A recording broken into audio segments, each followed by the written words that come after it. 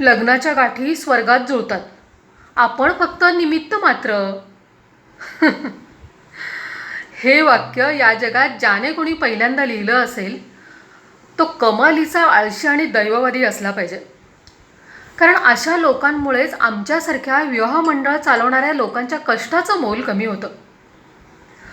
दुकानात जसं लाखो साड्यांमधून नीट पारख करून आपल्याला हव्या त्या रंगाची आणि डिझाईनची एक साडी निवडणं हा स्किलचा भाग आहे, तसंच लाखो स्थळांमधून प्रत्येकाला हवा तो जोडीदार मिळवून देणं हा सुद्धा स्किलचाच भाग आहे.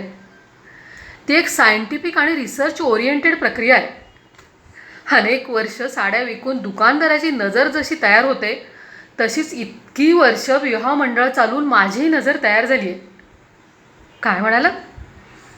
माणूस ही काही वस्तू आहे का लग्नाच्या बाजारातून निवडायला? तर मी म्हणेन हो.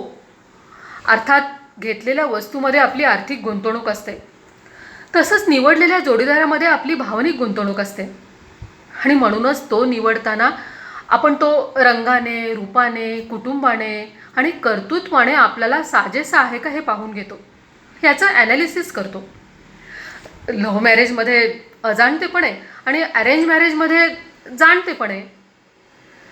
जन्मगाठ विवाह मंडळ हाच ॲनालिसिस अत्यंत चोखपणे करतो. आणि याच जोरावर आज अनेक संसार सुखाने सुरू आहेत. पण तरीही मी माझी पाठ थोपटून घेत नाही. मी माझी स्वतःची पाठ तेव्हाच थोपटून घेईन जेव्हा स्वातीला तिचा जोडीदार मिळवून देईन.